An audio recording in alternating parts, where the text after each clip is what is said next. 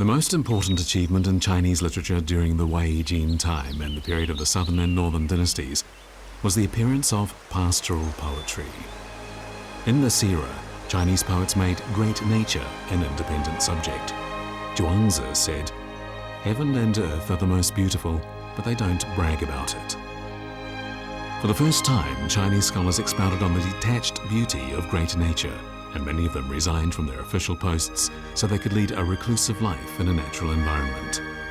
The most representative of these scholars is Tao Yuanming.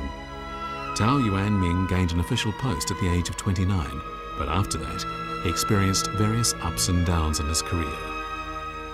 In November 405, he took up what would be his last official post, Magistrate of Pengzi County, in which he remained just 80 days. After resigning, he returned to his native village at the foot of Mount Lushan and stayed there to enjoy nature and a life that transcended the vulgar world. He spent the rest of his life in a shabby cottage writing a large number of pastoral poems, one of them, the immortal Ode to Homecoming. It reads, "My garden is overgrown with weeds. Why shouldn't I come back?" In his poems, Tao Yuanming expressed his joy at returning to the natural environment and his great love of nature. In so doing, he created a new style of pastoral poetry.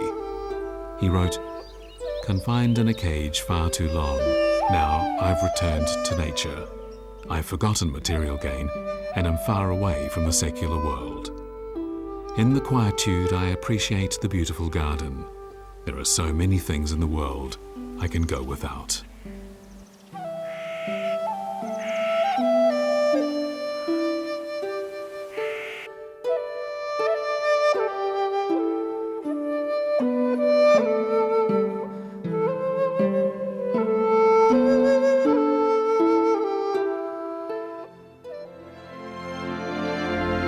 Many Chinese poets followed Tao Yuanming's example and, like him, gave expression to a state of mind that was detached from the outside world and a longing for life in a natural environment.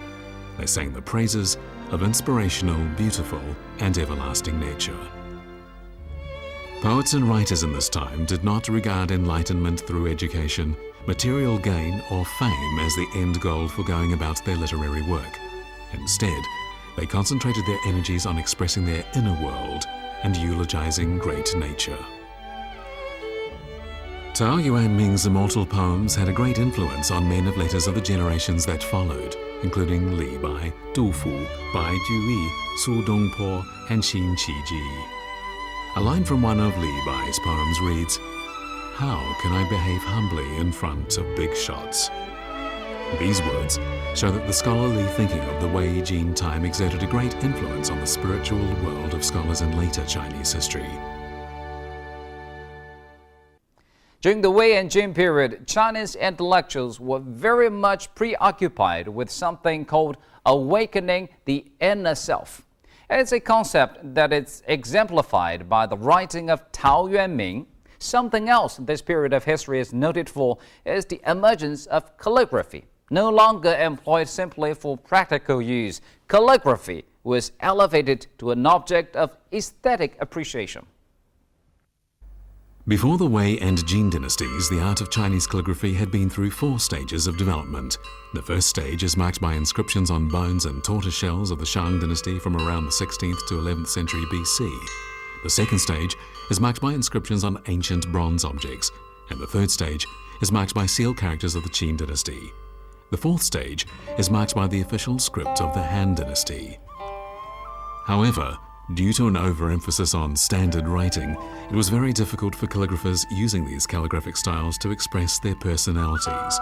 And so, during the Wei and Jin dynasties, a number of calligraphers created running script and standard script. This great reform of calligraphy enabled the hands and minds of calligraphers to be set free, and so the works of great calligraphers living in the Wei and Jin dynasties, such as Wang Shizhi, display a natural style of writing. From that time on, Chinese calligraphy was no longer just a way of writing, but a form of art that could be used to express the sentiments of the calligrapher.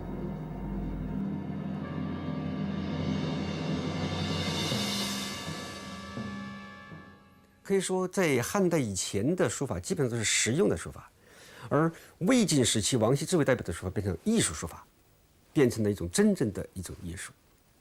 所以，人的觉醒、文的觉醒和书法的觉醒，代表了生命的觉醒。The calligraphic work preface to the Orchid Pavilion collection, known as the #1 work in the running script style of calligraphy, has long been used as a model for Chinese calligraphers. The calligraphic style developed by Wang Shizhi and Wang Xianzhi has been imitated now for nearly 2,000 years, and all the calligraphic styles such as standard script, running script, and wild cursive script were developed on the basis of Wang Shizhi's style. All the great calligraphers of later times assimilated the cultural nutrients of Wang Shizhi's works.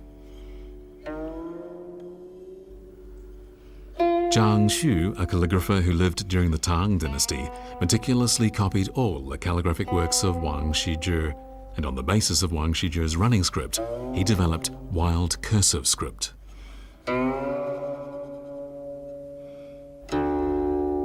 Su Shi, who lived during the Song dynasty, was the founder of the calligraphic style known as following the mood. Su Shi worshipped Wang Shizhi and Wang Xianzhi, saying, "Their calligraphic works are superbly bright, yet plain in appearance."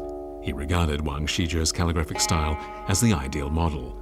Su Shi executed his brushwork according to his mood, not according to rules, and he studied masterpieces in order to know what they were attempting to convey, not simply to appreciate the way they looked.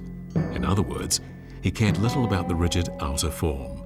Su Shi is universally acclaimed as having reached a truly high level in the art of calligraphy. Only those whose cultural attainments are at the highest level can assimilate the spirit of the works of Wang Shizhi and Wang Xianzhi and not fall into vulgarity. Zhao Mengfu, a great calligrapher who lived in the Yuan dynasty, carried on the carefree and graceful calligraphic style of Wang Shizhi. Zhao Mengfu has been generally referred to as a true disciple of Wang Shizhi. There is a saying among Chinese calligraphers: calligraphy practitioners who do not follow the Jin dynasty style cannot achieve the highest level. Those who do not obey the rules of Wang Shizhi cannot enter into the essence of calligraphy.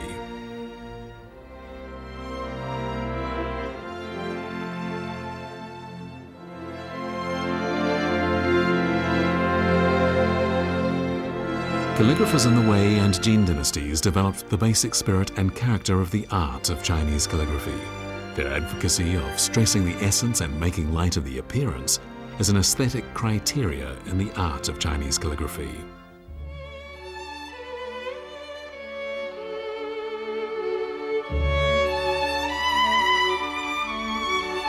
In 1980, in a tomb in Wangguo village near Taiyuan municipality in Shanxi province, Chinese archaeologists discovered many cultural relics.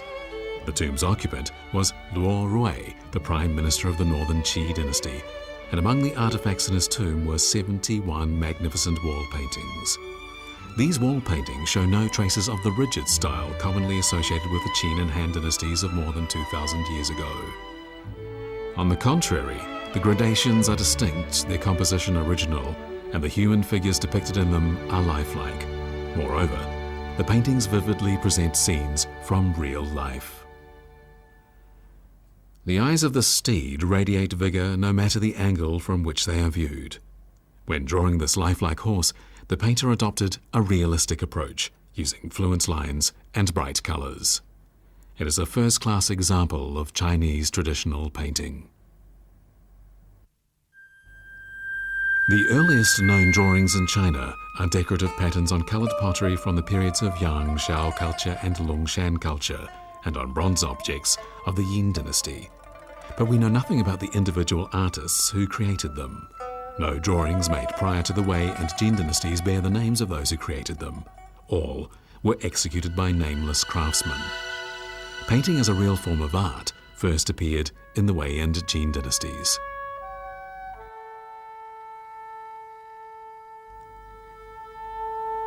Learned people living in the Jin dynasty pursued individual freedom, a social endeavor that presented a fine opportunity for the development of painting as an art form. Gu Kaizhi, who lived during the Eastern Jin dynasty, discarded all the pretentious manners of traditional men of letters and took a more liberal approach to his paintings by expressing his personal feelings and ideas. He wanted to express himself on paper, not traditional maxims or dogmas. He was striving to convey a kind of spirit, not pursue a likeness and form.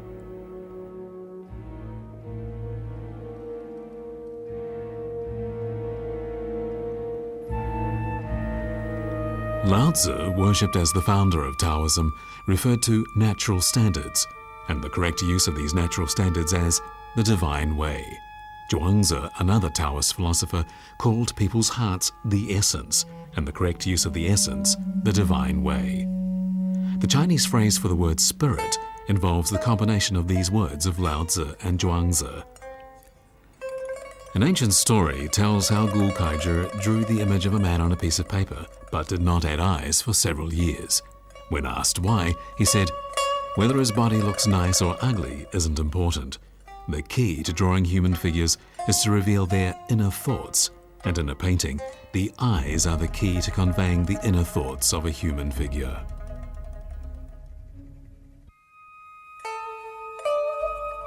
All the paintings of Gu Kaizhi available to us today are copies. The painting, The Admonition Scroll, was painted by Zhang Hua, who lived during the Jin dynasty. All the young women in the painting are unusually tall. The thin and even lines convey little sense that the subjects have weight, so much so that they were to become known as silkworms spinning out silk.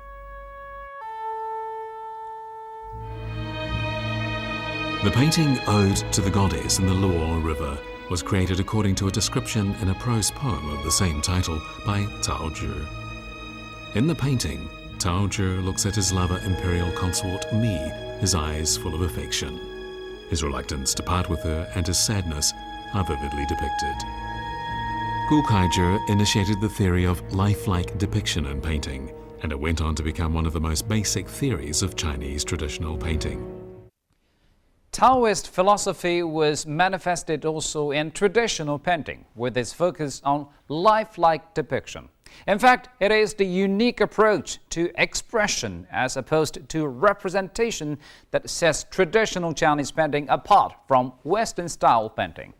Incidentally, it is also what makes the art so quintessentially Chinese. Well, if you want to learn more about the golden age of Wei and Jin period arts, join me again next time. And thank you for staying with us on today's New Frontiers. I'm Ji Xiaojun from CCTV International. Goodbye.